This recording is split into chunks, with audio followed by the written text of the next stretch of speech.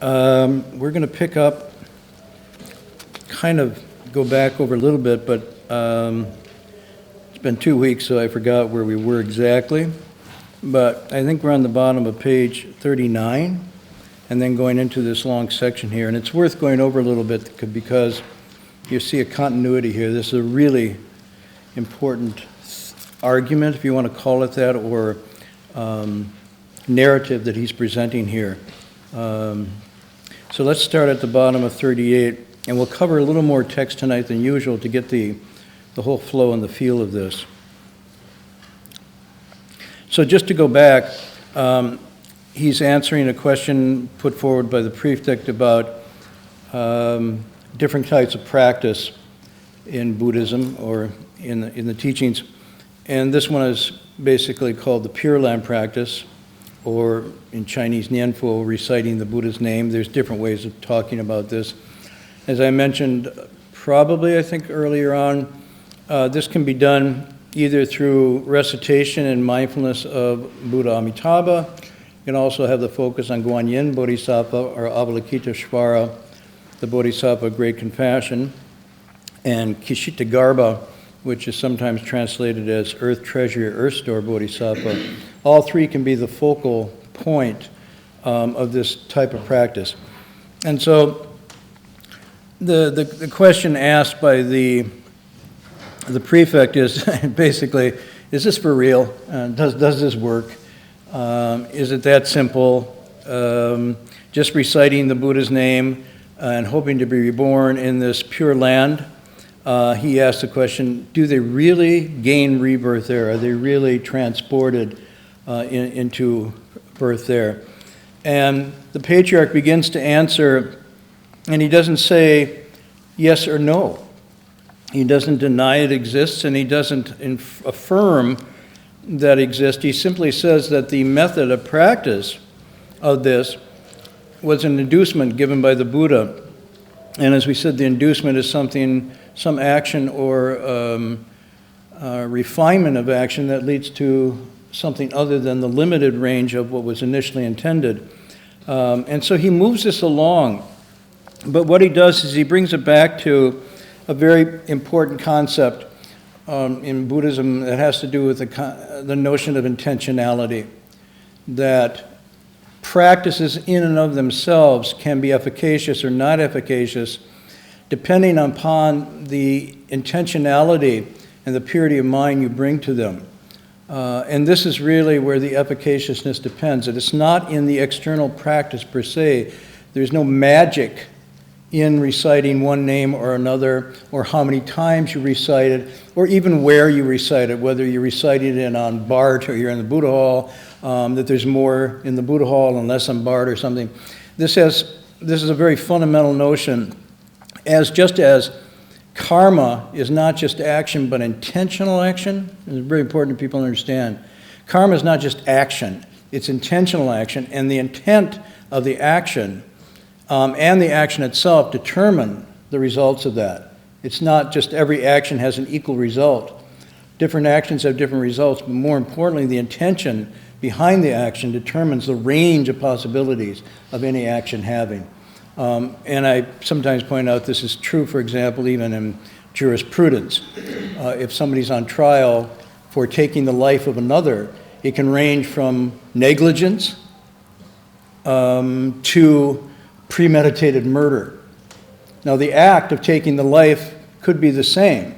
The person's gone and somebody took their life. But the intention and the surrounding circumstances, the causes and conditions of that can lead to full-blown inescapable guilt, to extenuating guilt, to something that's even more to be pitied than censored. You see, and so this idea that we accept as common sense almost in jurisprudence is also applying to the notion of karma. So people need to understand that karma is not some fixed, hard, determined axe that falls on the basis of an action, but the shape of it and the how would you say, the vectors of how it moves is greatly determined by your intentionality before you do an act, while you're doing the act, and after you do the act. This comes out in another sutra some night we'll go into. But even while doing something, even if you started out with perfectly premeditated bad intent, and you have some remorse or some second thoughts in the act of doing this, that changes the intensity and direction of that act and the corresponding results. Moreover, after the act, depending on your intentionality post, you can also change the direction and outcome of the karma.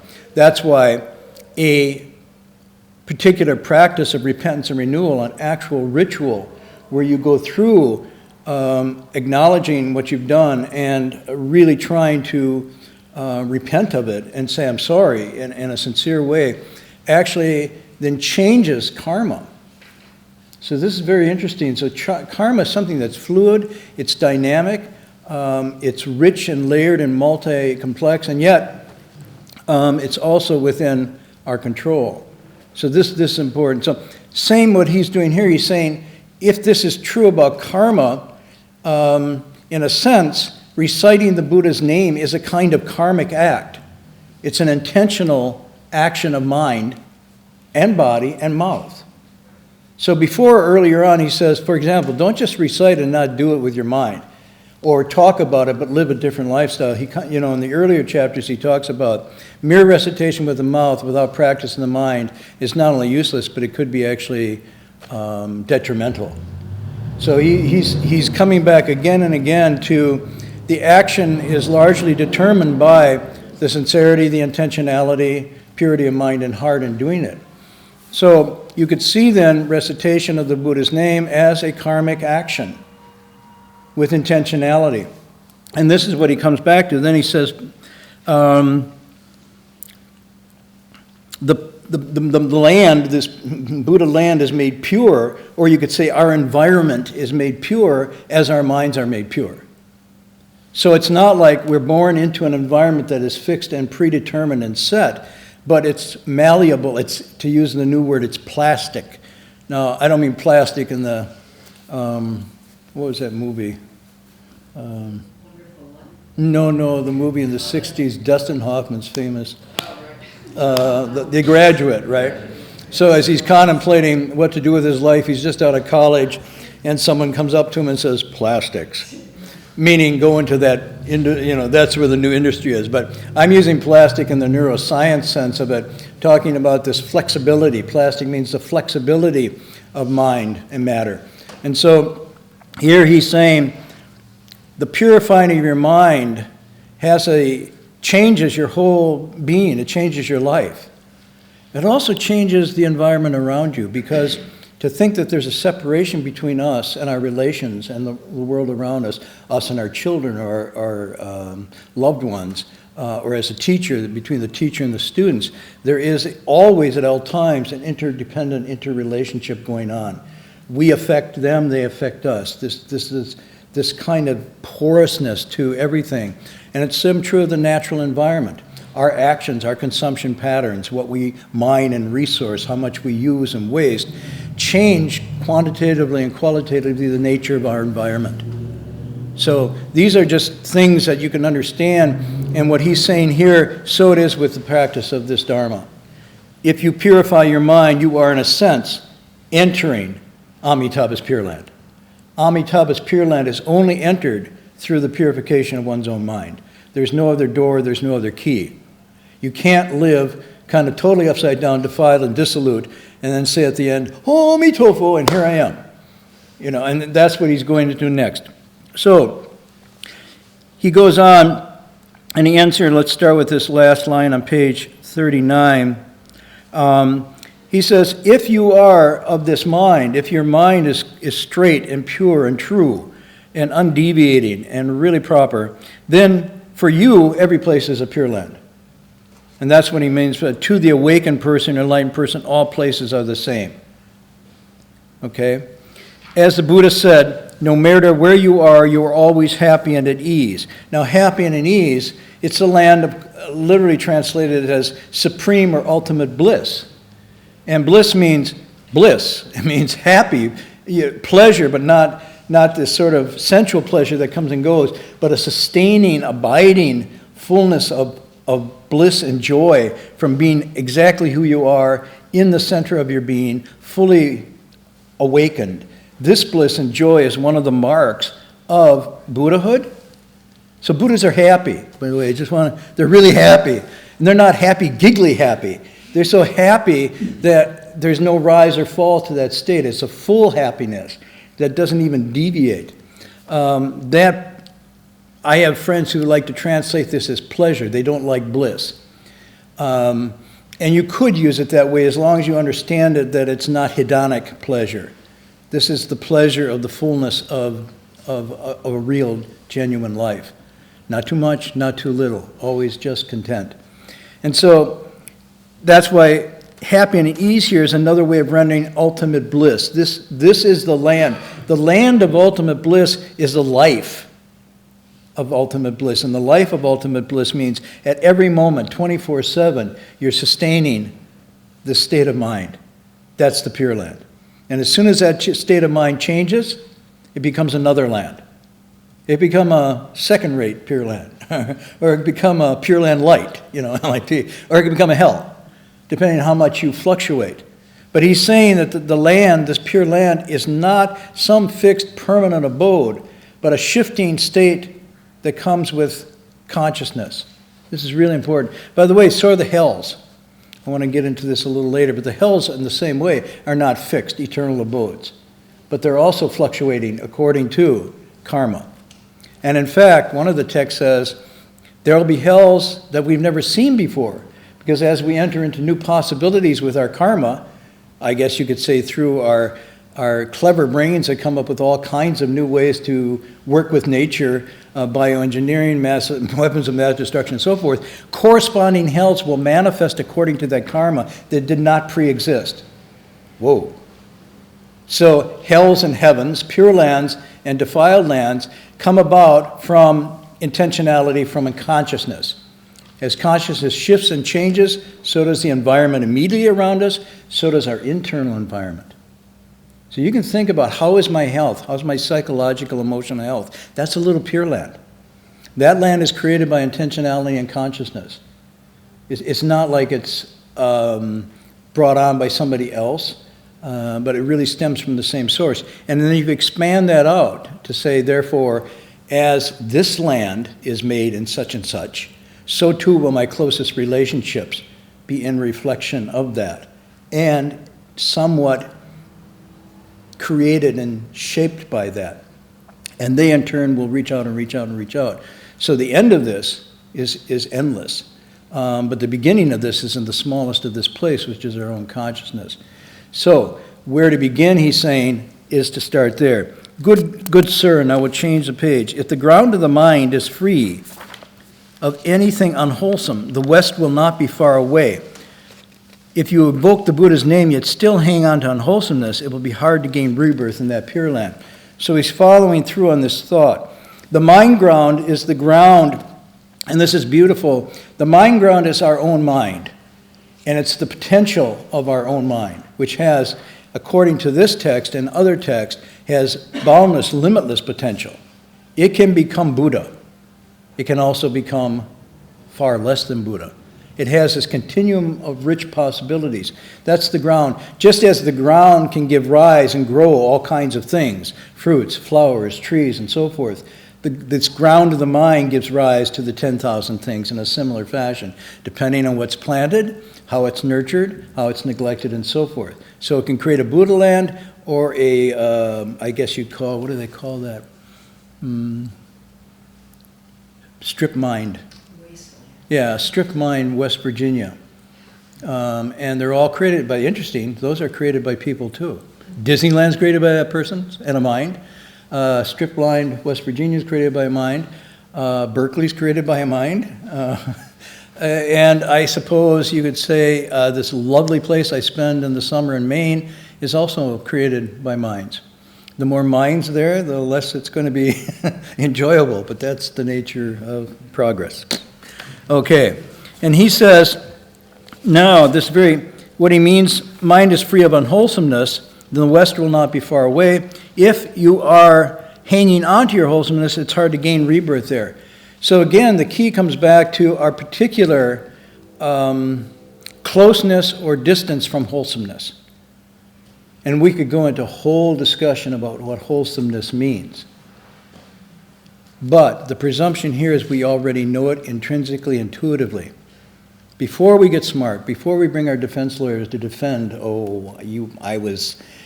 what I did was okay there, I know it's kind of a little bit, seems to be unwholesome, but really before you go down there, it's almost like a childlike sensibility, very clearly.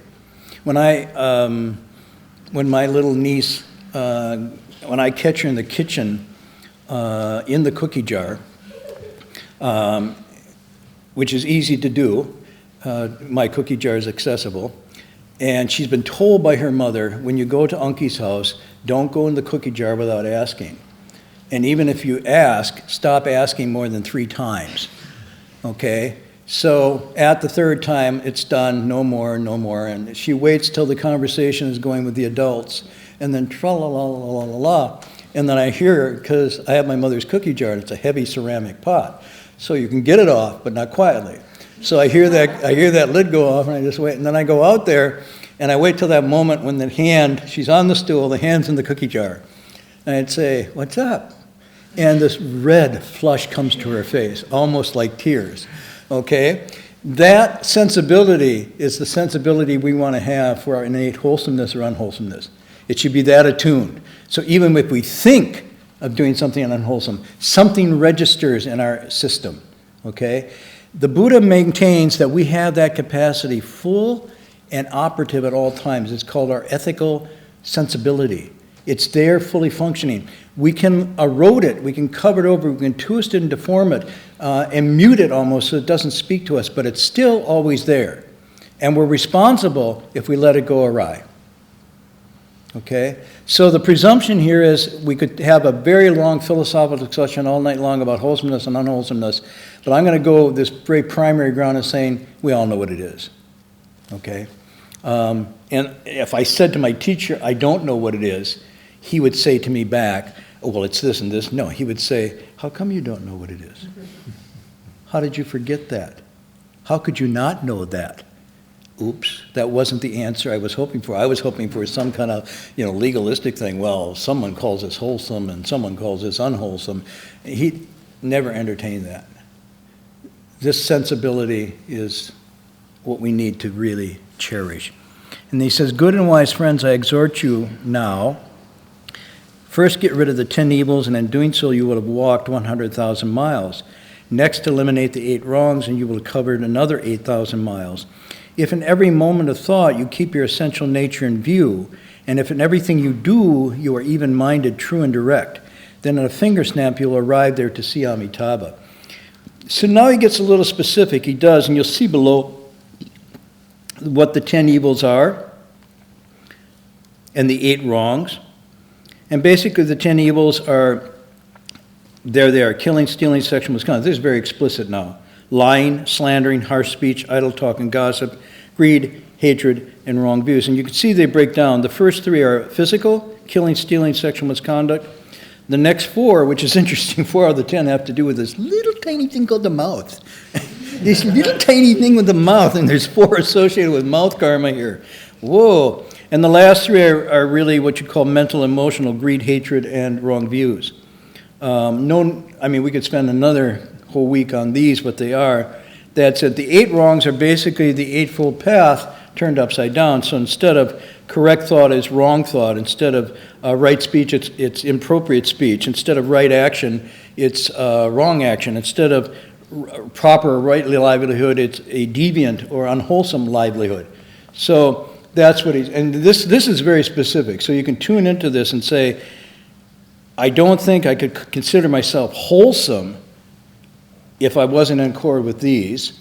And then on top of that, that would be the beginning, because there's things here, there's thoughts and feelings that you can have that might not be covered here explicitly. But you will know implicitly that you're moving off center. And this is another way I like to refer to this. People say proper, and the Chinese character is zheng. Is that right, fourth tone? Zheng. My Chinese is getting better. Zheng, and I mentioned before, it's a carpenter square. So it's something you use to balance and correct and hold things in alignment. So when you could say, in English, you'd say you're centered. You're centered. It doesn't mean you're proper so much, which sounds a little prissy. But centered means I am on the ground of my being, and I'm responsible for my actions and my thoughts, and I know what they do and I know what they don't do and so forth, and I'm always acting from this core center, this jung. So I think that's what he's talking about, and it's a centeredness that's innate, but has to also be cultivated to be sustained and refined. Ultimately, it produces Buddhas, because that center is your Buddha nature. It's your gyroscope, if you want to use I was going to nautical, but gyroscope is more like space travel, right? Gyroscopes are used in rockets, and don't get me into explaining this, but I know they help balance and maintain the trajectory of a rocket because they're a centering, balancing device.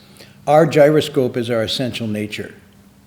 It is always accessible to us and very, very reliable. It's only to be feared we won't turn to it, or that we'll neglect it, and then we go off compass. So I like the idea here of compass, because this is something that's done. This is not something you believe in or you abstractly realize as some sort of concept, but this is an actual moment-to-moment, thought-to-thought activity. It's a walking, it's a doing. And in doing, as with walking or riding a bike, balance is key. Lose your balance and you really quickly go awry.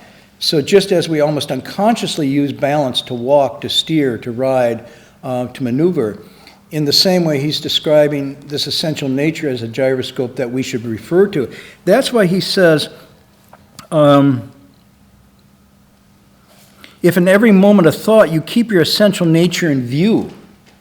This is, the view here is mean you are seeing your nature at all times. You're steering by. It is what guides and directs you. Attunement to that. If you keep that, we translate it as in view, but you could say in heart, in mind, in body. If you keep this at your core, and then everything you do is even-minded and true and direct, then at a finger snap, you will arrive there to see Amitabha. Now, he's using language, but where are you arriving? Okay, it's not like beam me up, Scotty. I mean, go back to this. Really, this is really important to understand. It's not like then you're transported off to the Pure Land in a finger snap, defying the speed of light. It's talking about something else here. He's using language to say in a finger snap, you'll see Amitabha. But what are you seeing? You're seeing your own nature. You're seeing the Buddha of your own nature. Amitabha is, in fact, your own nature. There is no other Amitabha. It's not outside this nature. Yeah. So if you're like, I want to see Amitabha, you're very wanting to see Amitabha is the thought that will obstruct the scene. But if you're true in your mind at all times, you and Amitabha will be not two but one. That's what's being talked about here. So don't go out with a lantern looking for Amitabha or think, gosh, I know they got this new space travel thing coming up. If I just had the money, I could go into orbit. It's not, that's what he means. He says it's not far away. In the 10 goods and the 8 things, he says you've already walked another 8,000 miles. You see, it's metaphor, not literal. Okay, everybody? Okay, good. Good, sir. Going back to the prefect, if you just practice the 10 good deeds, then why would you further need to seek rebirth there? Whoa. In other words, by doing those 10 good deeds and maintaining wholesomeness, what more would you want to seek? Because there's nothing beyond that. That in itself is the arrival at the Pure Land. That's why you can say all places are the same then. There's no place you go to other than this. On the other hand, he says, so this is a contrast. If you do not rid your mind of the 10 evils, what Buddha would come to welcome you? Now, there's many ways to interpret this. One way to interpret this is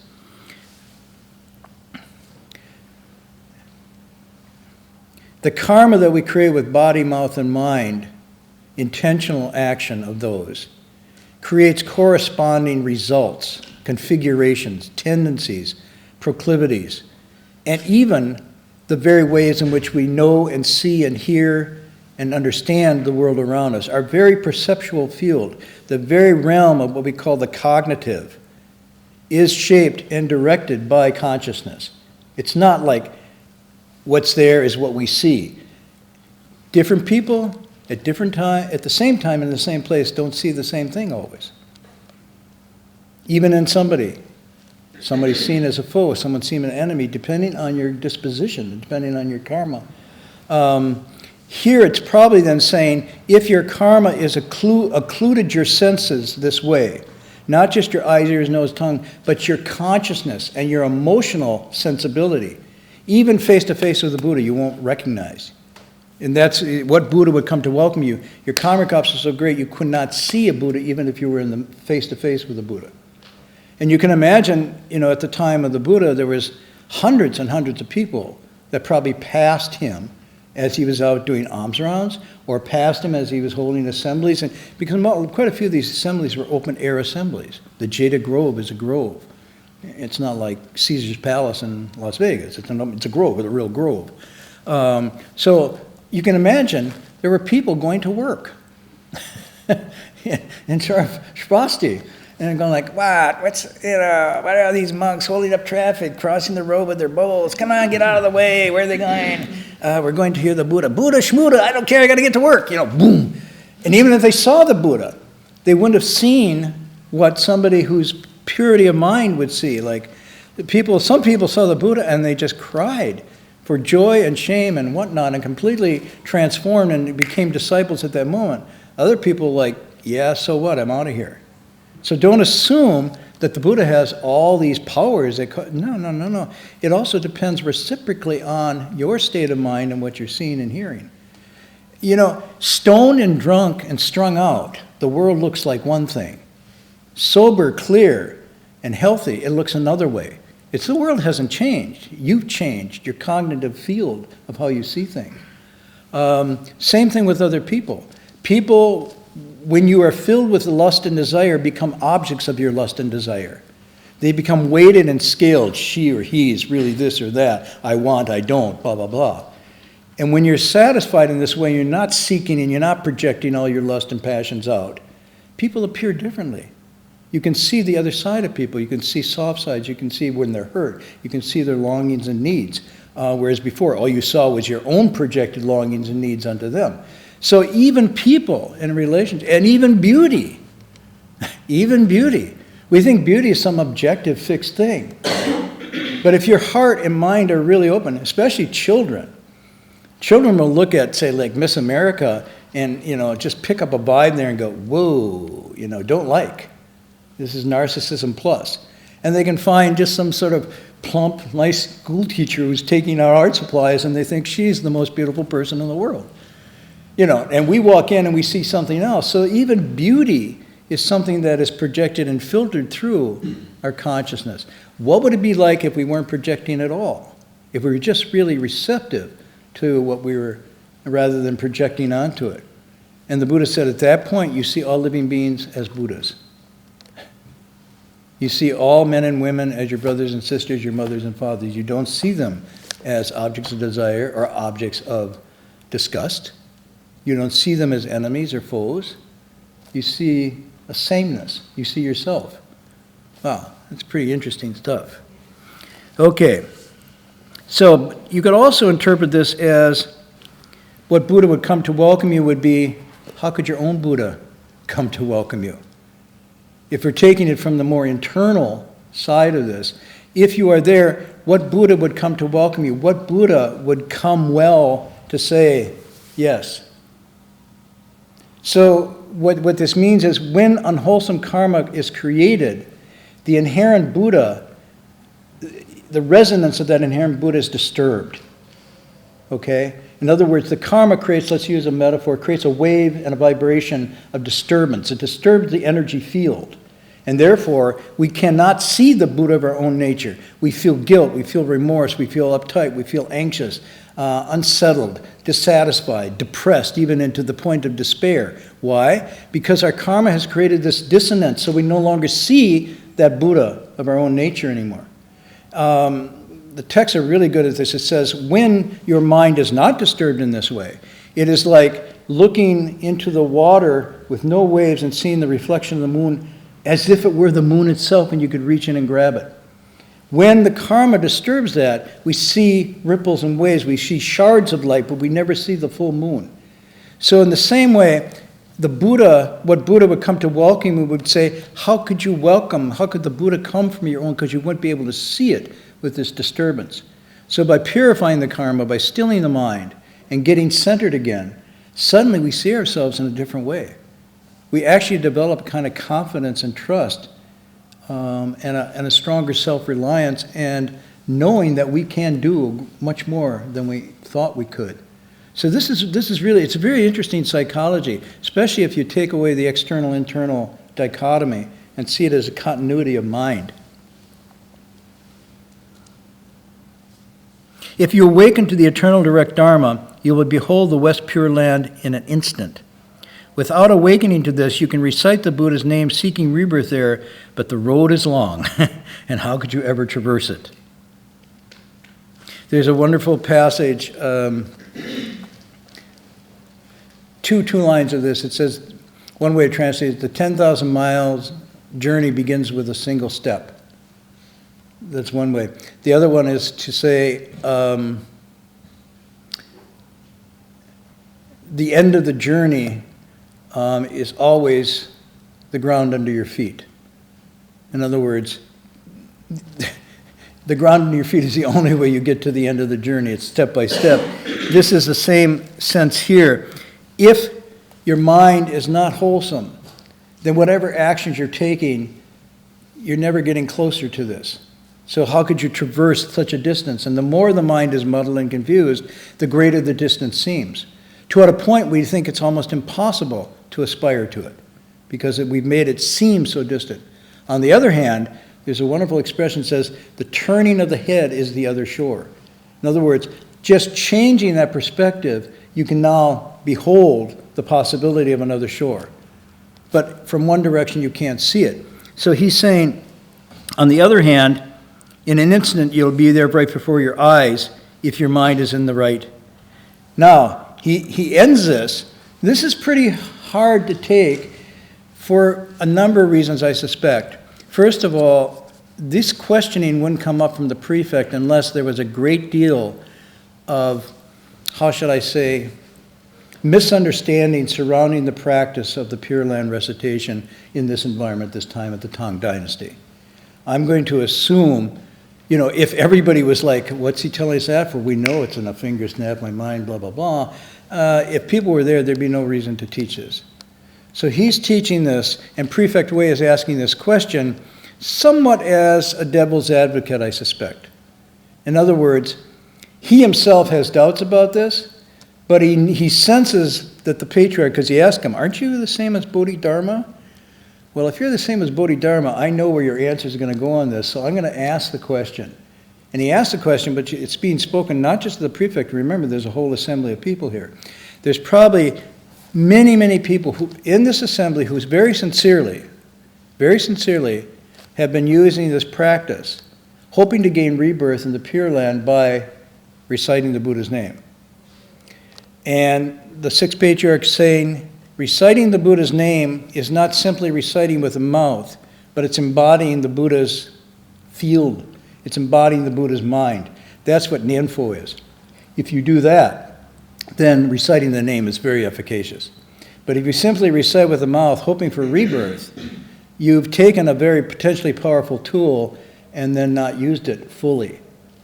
You're dropping the drill before you penetrate. Or you're just sitting there with the drill going, maybe faster. But you're not drilling anything. And if you don't drill anything with it, still there's no penetration.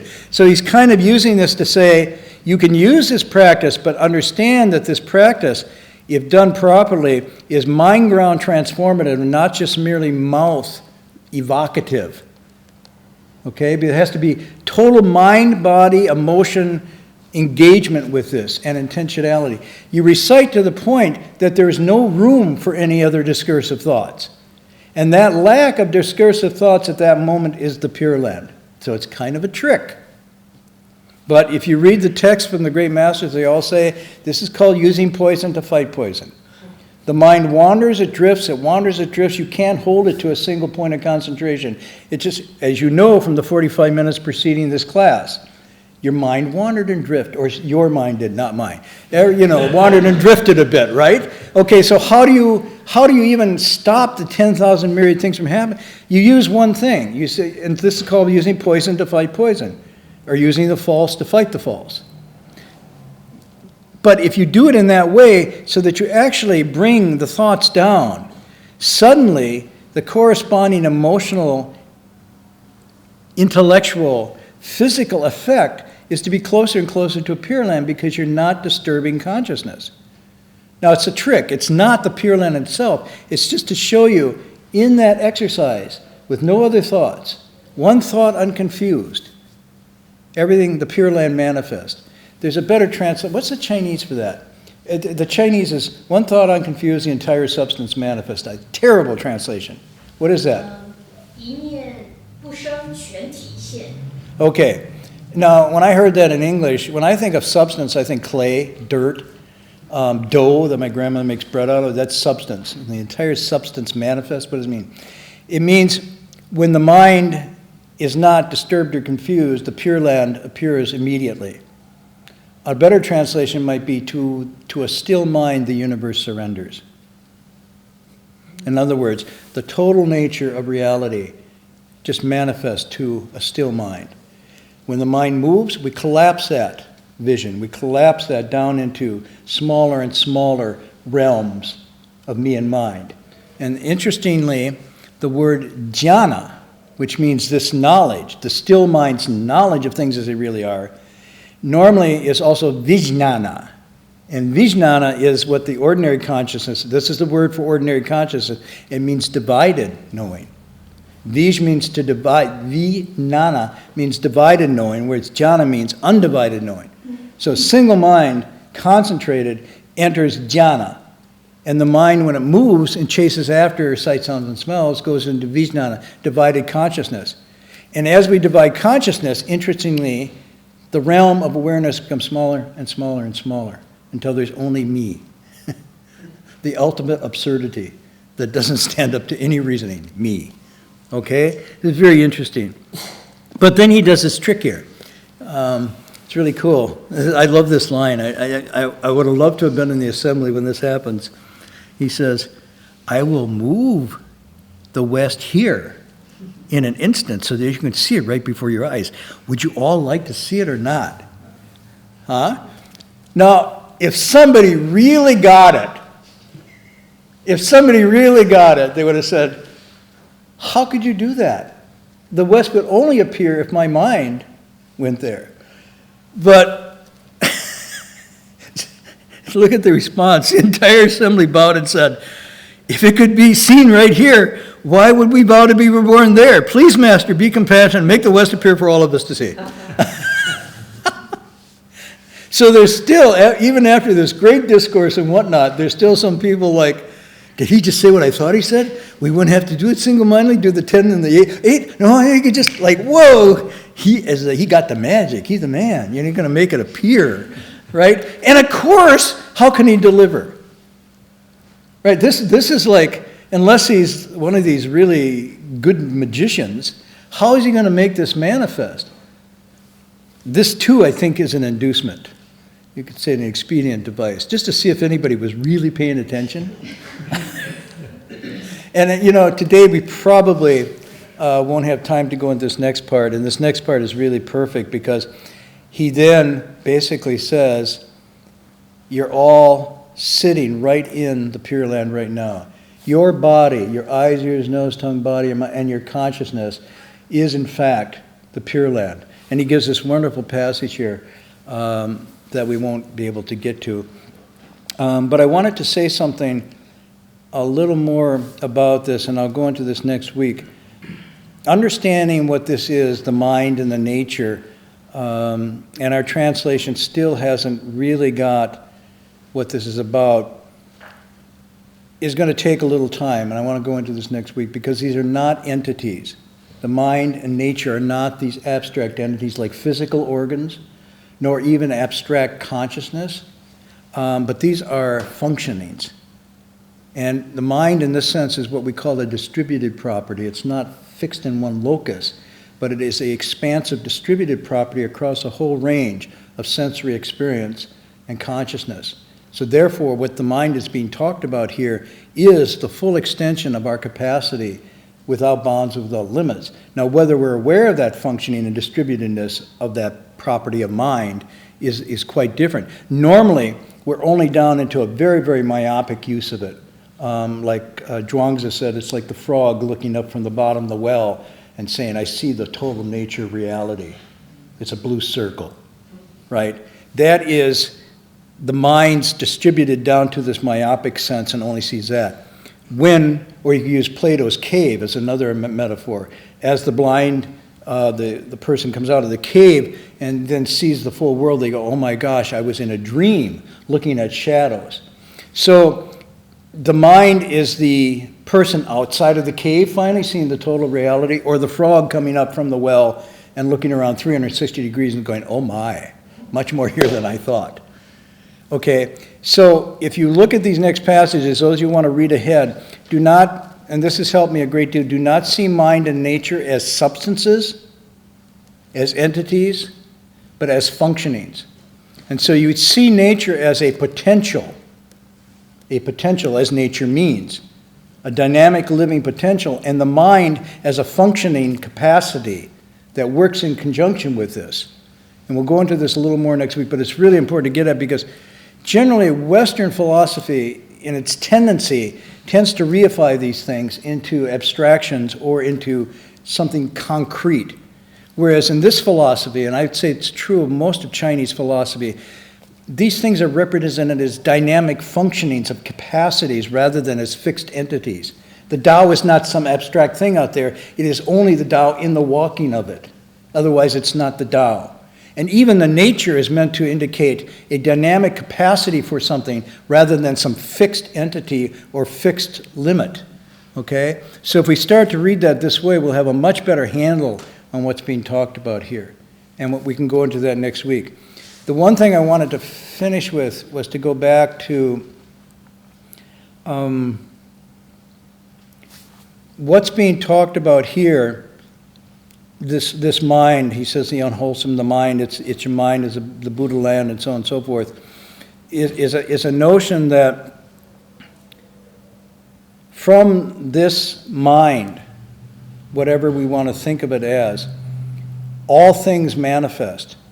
And in one sense, some of the texts will say the entire Dharma realm is a creation of this mind. And so mind now then is a continuum rather than a fixed thing. It's a continuum of possibilities. So the line is, they take the character mind, which looks like 3 dots and a hook. Okay? And I think by Chinese, I got to do better with it. Hook, a dot, hook, dot, dot. Got it. This is the character for mind. And there's a little poem that goes, 3 dots like a cluster of stars and a hook like a crescent moon. Those with fur and horns come from it. Buddhas come from it too. So it's talking about from the realm of animals up to the realm of enlightened beings. This is not one different thing. It's a continuum of matter and energy, if you want to use a sort of Einsteinian kind of notion. It's a continuum of matter and energy transforming by consciousness. And so it can transform into a descending way down into the lower realms, or it can transform into a higher capacity, Buddha. But it's the same mind on a continuum. And that's why there's something very unfixed and fluid about this, because this is our inherent capacity. What we do with it, how we function it, determines where it goes. It's not like, oh, this life I was born as a human. Somebody chose that. Next life, I don't know. Maybe I'll be an animal. Maybe I'll be a god. You know. No. It's being determined right now. We are creating. There's no creation that happens in one moment. There's only creating that is going on, thought after thought, moment after moment. So creation, whatever you call it from this sense, is a dynamic, continuing, really wild mix, and we are the creators of our continuing creation. Okay? So the thing I wanted to call your attention to make it more graphic, is a movie. I mentioned this before, but that you could look at and get a sense of this. The filmmaker is Kurosawa, who passed away just a few years ago. And I always liked Kurosawa because if he had listened to his parents, we'd never have his films. Because his parents would have had him be a Japanese lawyer. So I'm sorry, I'm throwing wax into tiger moms and things here, but often the world is enhanced greatly by children not becoming what their parents intend them to be. And this is probably one of the greatest dangers of genetically engineering your children, because they will turn out as you planned. And then we'll really suck. Okay, that editorial aside, let's go back to Kurosawa. So Kurosawa made one of his last movies, was a movie called Dreams, and they're just little vignettes of his earliest recollections growing up as his mind encounters the world and makes sense of it. And the earliest one begins, he's just a little boy.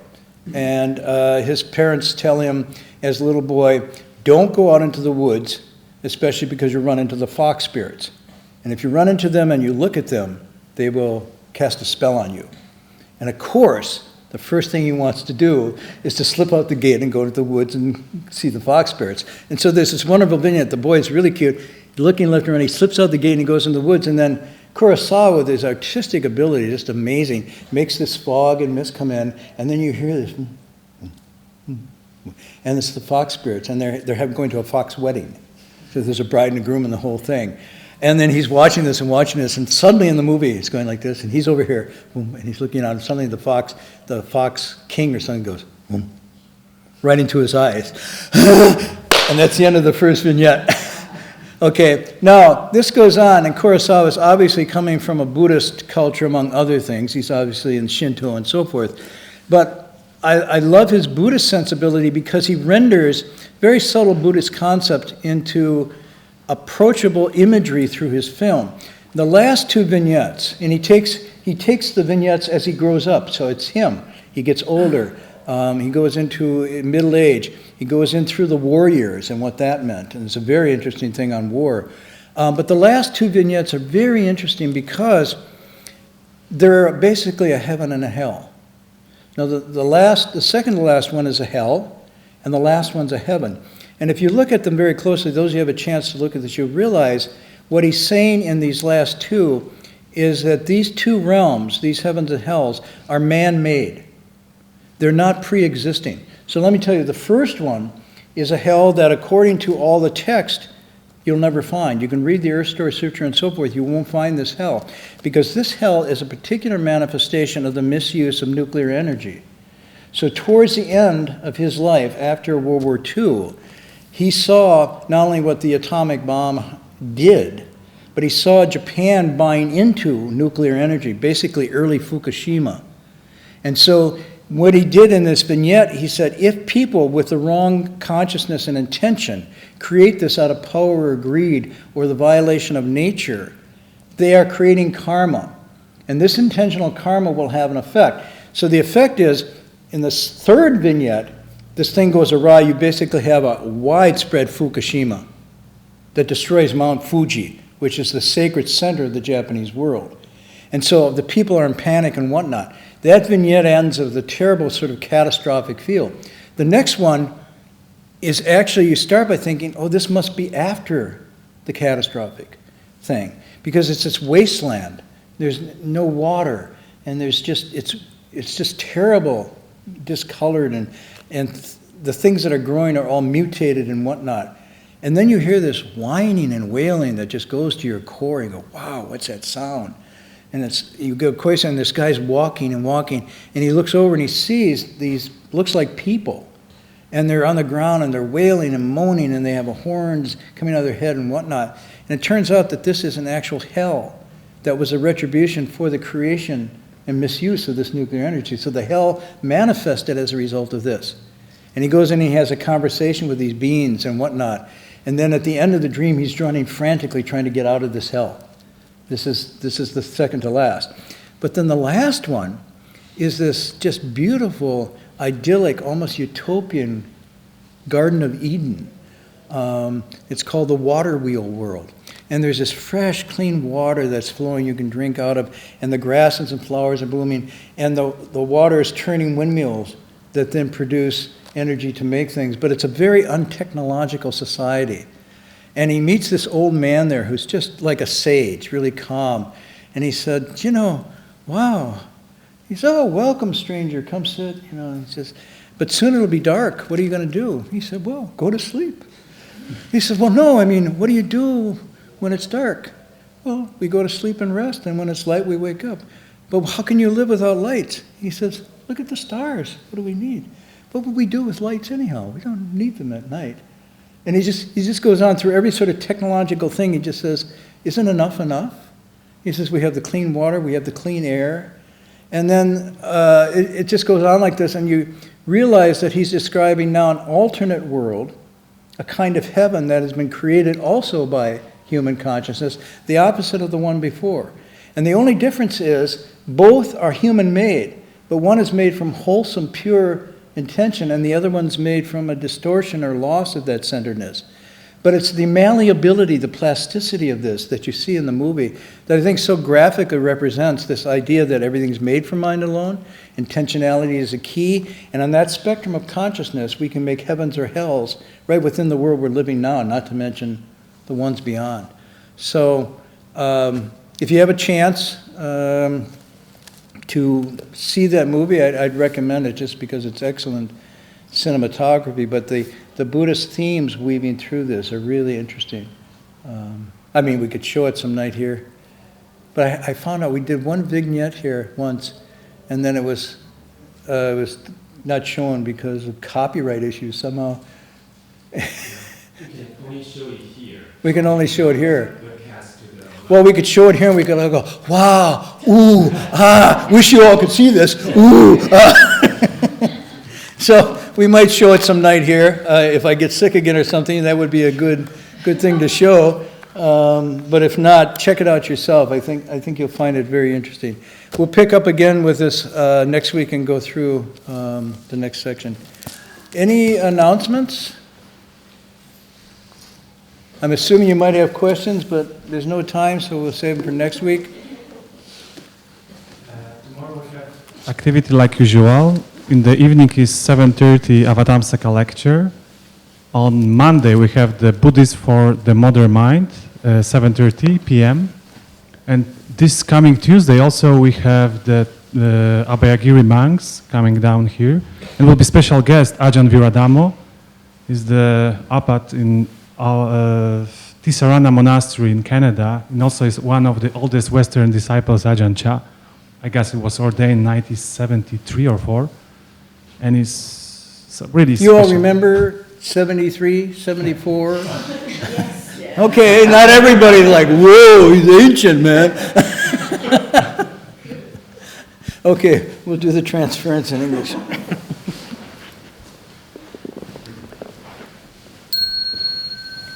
May every living being, our minds are as one and radiant with light, share the fruits of peace with hearts of goodness, luminous and bright. If people hear and see how hands and hearts can find in giving unity, may their minds awake to great compassion, wisdom, and to joy. May kindness find reward.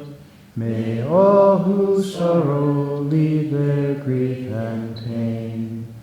May this boundless light break the darkness of their endless night. Because our hearts are one, this world of pain turns into paradise. May all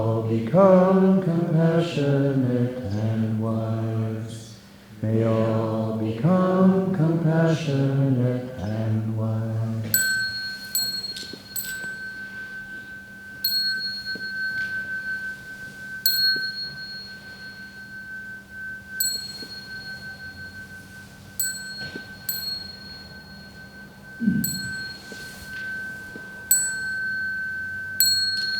In Li San Bao.